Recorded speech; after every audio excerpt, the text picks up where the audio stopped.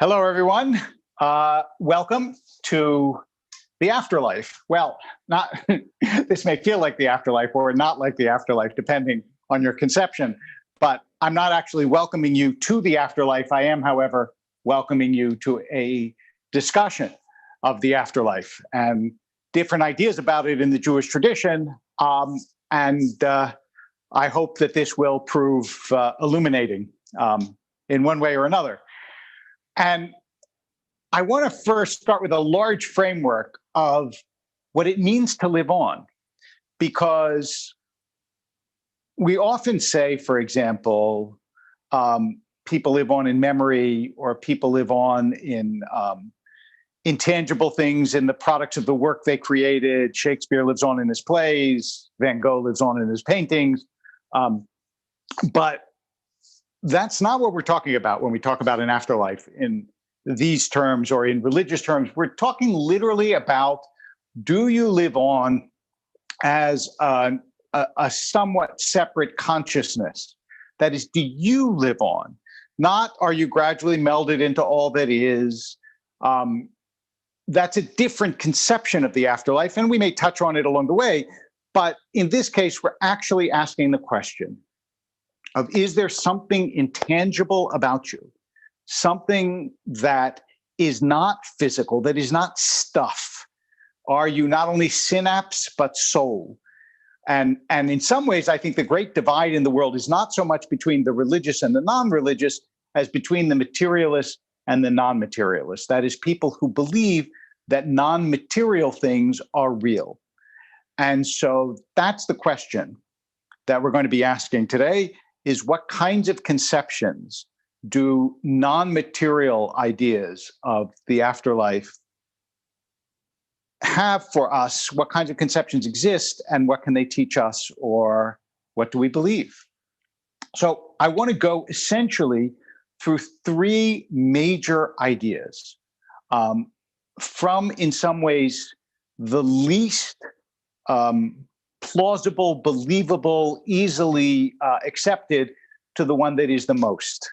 And the one I want to start with is one that is hard to believe, but actually says something quite beautiful about the tradition, and that is resurrection of the dead, Mechaye Hametim, which we say in every morning service when we say the Amidah in the afternoon. And that talks about that at the end of time, whenever the end of time is, that in fact, people who were dead and buried from forever will be resurrected in righteousness in the world. Now, it's very hard, obviously, to believe in physical bodily resurrection. Among other things, it raises all sorts of weird questions, like if you have an injury during your life, are you resurrected before the injury, after the injury? What if you have a heart transplant? Are you resurrected with the old heart or with the new heart? What if you're married 3 times? Are you resurrected with wife number 1, 2, or 3? And what do they get resurrected with? And where are we going to put all these people that are resurrected, especially because population has grown and grown and grown, and maybe several thousand years ago, you could resurrect everybody and still have a comfortable life. But could you do that now? And that's part of what I want to say in general about ideas of afterlife, is once they're made concrete, they seem silly. If you take them too literally and start asking literalist questions about them, very hard to understand them in a more spiritual or exalted way.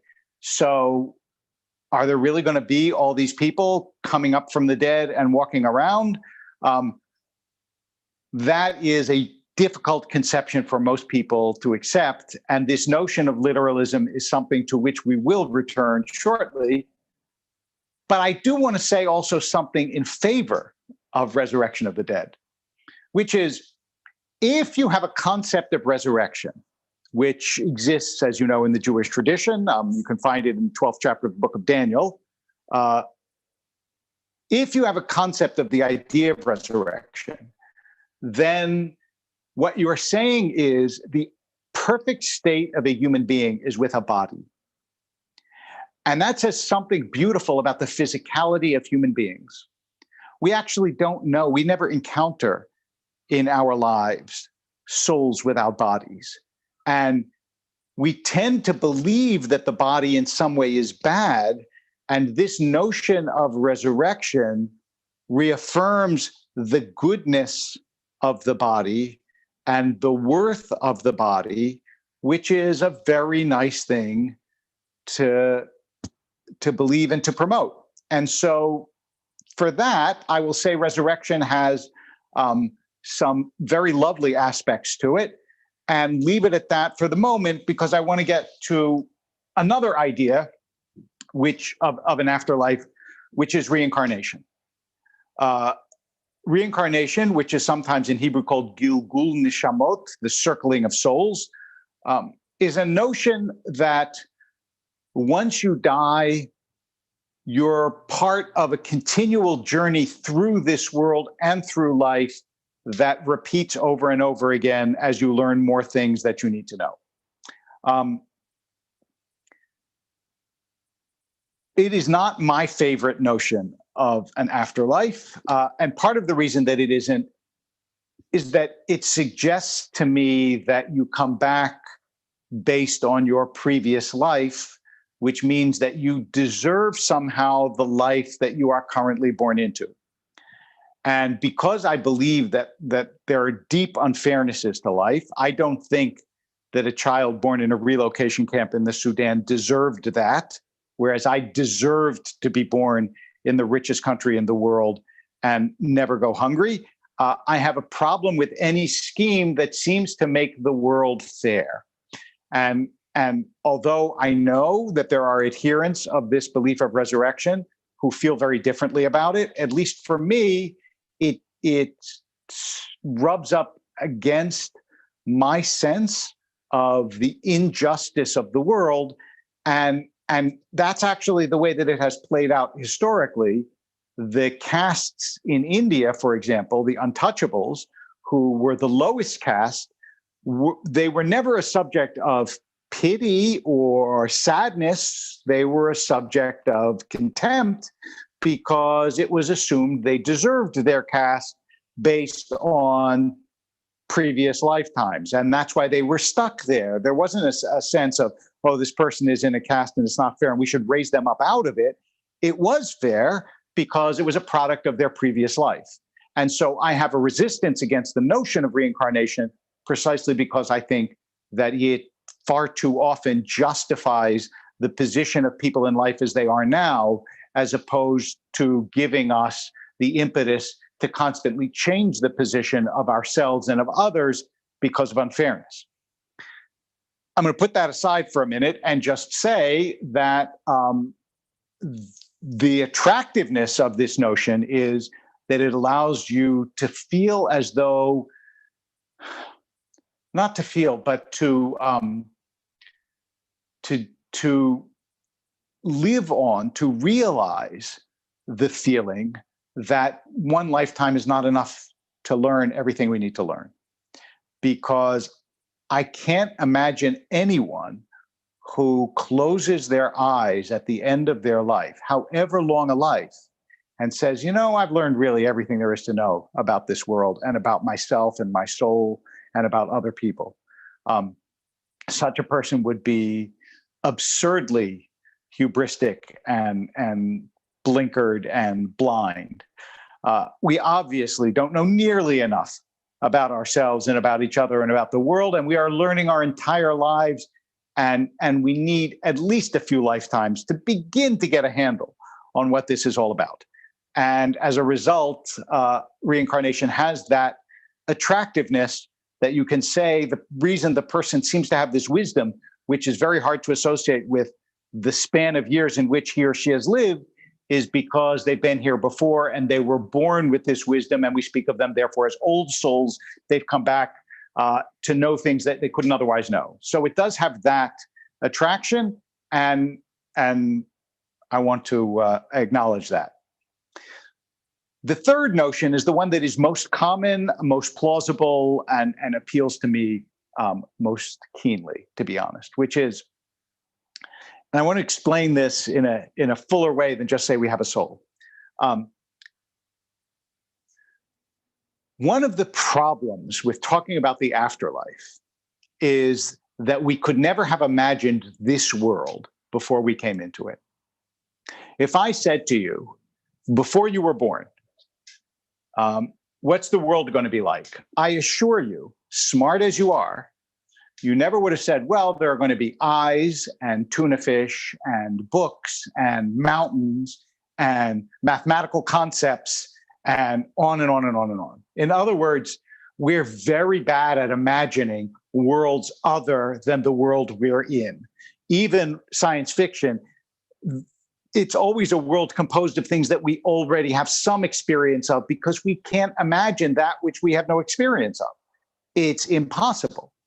And that's why Mark Twain, in his Letters from Earth, he says, people think when they get to heaven that they're going to lie on green fields and listen to harp music. He said, now, you wouldn't want to do that for 5 minutes while you're alive. So I don't understand why you think you're going to be happy doing it for the rest of eternity, which is a pretty fair point. But it speaks to our inability to really understand and recognize and project that which is other than our own experience.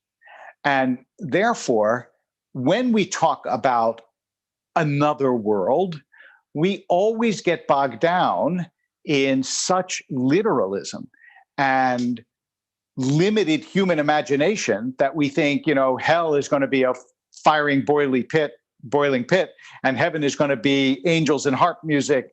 And both of them obviously are effective images to evoke longing or fear, but probably bear no real relationship to any dimension of time or space that exists in the world. Instead, we have to think of whether we believe that human beings are something more than pure material, and if they are, what is that? And where is that? And even when is that? Because if there's a part of us that's eternal, then it's not a part of time in a very real sense. It doesn't age the way we age. It doesn't move forward in time the way we do. It doesn't exist here and now the way we're sunk in the here and now, the way here and nowness sticks to us all the time. But rather, it's beyond our imagination and beyond our ken, and yet we have some sense of it. And I know this sounds extremely abstract, but we live in a world of things that we can't see or touch or define, but have some sort of reality, like mathematical propositions. Nowhere can I show you the proposition 2 + 2 = 4, because it doesn't exist anywhere in the world. Maybe examples of it do, but the proposition itself doesn't exist anywhere. And yet somehow it is real. There is something mystical about mathematics that way. And when we think religiously of a soul, we're thinking of the same kind of property that is something that you cannot see, something that you cannot quantify, but is powerful and animating and makes life very different from what life could ever be without such intangible energy that exists and flows through the universe. If you ask me, how do I prove this? My answer is that it's not a provable proposition, but that so much of what it is that we operate with is intangible ideas, even emotions. We may have receptors for them in our body, but the notion of emotions themselves, like the notion of ideas, are themselves intangible, that I think it has a lot to do with the eyes with which you see the world. And whether when you relate to another human being, you feel that that human being is a purely tangible creature, or whether that human being is in fact something supernatural as well as natural, or transcendent as well as immanent and tangible. And in this sense, the idea of a neshama, of a soul, is something that lives far beyond the physical body, which decays and dies. And even though we don't know what it means for a soul to predate me or to post-date me, I mean, where was I before I was? Where will I be when I'm not here anymore? That may not even be a sensible question to ask. A where question might not be something that you can ask of something intangible that doesn't exist in the dimensions that we understand. In the same sense that you can't say, where is love? It exists, and yet, even though we may have concrete examples of it, we can't point to its existence. We can't show it as though it was a rock or a stone or a tree. And therefore, the afterlife becomes a much less predictable and concrete and imaginable thing than most people and even religious traditions say about it. So when you say after our life, we're going to do this or we're going to have that, the answer to that is maybe. We have no idea, since we cannot imagine a world we've never inhabited. And when people say, you know, are you returned to your loved ones? I don't even know what that would mean, because my imagination of it is entirely rooted in being with people I love in this world, or having been with people I love who have died in this world. But what would it mean to be with them as a soul disembodied in a world that I can't imagine, or in a dimension that I have no knowledge of or have never visited? And therefore, my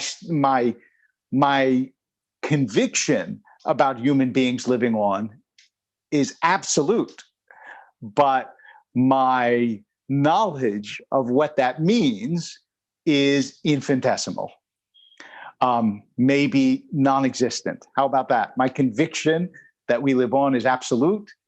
My knowledge of the way we live on is non-existent.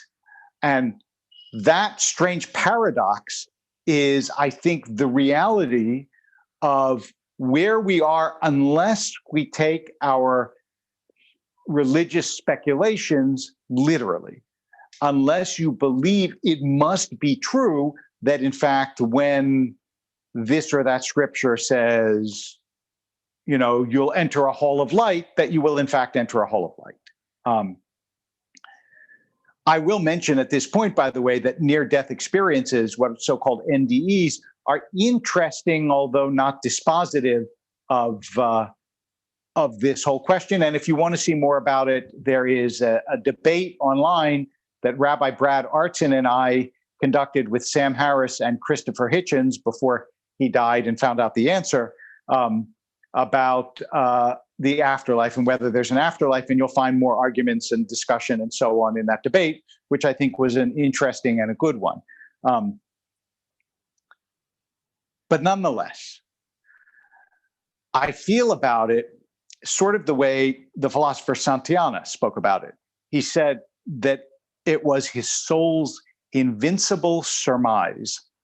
That is, he couldn't prove it, but he was convinced that it was so. And I sort of feel the same way. And it leads me to the conviction that, more important, since I don't know what it will be like more important than figuring out what a world to come will be is to live in such a way as to deserve one. And that's all I can do while here, is to live a life that doesn't violate the deepest principles that I hold or I understand from my tradition, so that if there were another world, I would be worthy of being a part of it. But what that world is, I don't know, and I can't know. And yet I feel, and this is part of the reason I think why resurrection and reincarnation don't appeal to me as much, because both of them are tangible, knowable in this world. And I think that there is a much deeper mystery here at the heart of existence that we can't penetrate. Not a puzzle, but a mystery, something we can't understand.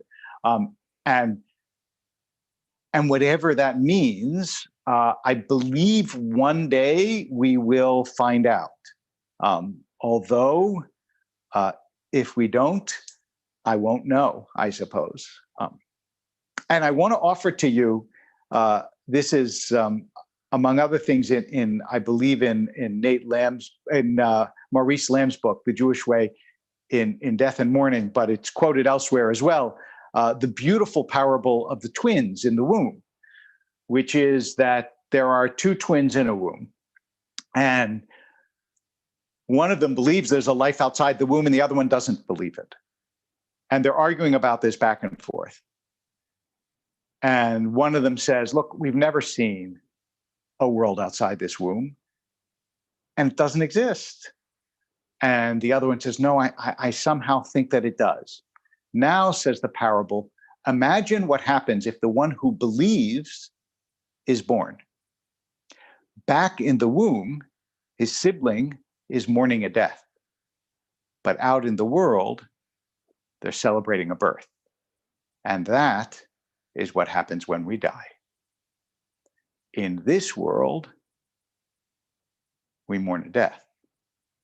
But somehow, somewhere in a dimension that we cannot touch while we are here, there is a birth.